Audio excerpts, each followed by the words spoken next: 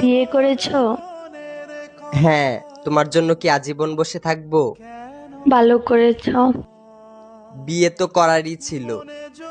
একটা ছবি দিতে পারো? কিসের ছবি?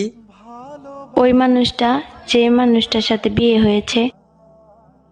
না না, তোমার নজর লেগে যাবে। না না না, আমি নজর লাগাবো না, একবার দেখেই ডিলিট করে দিব।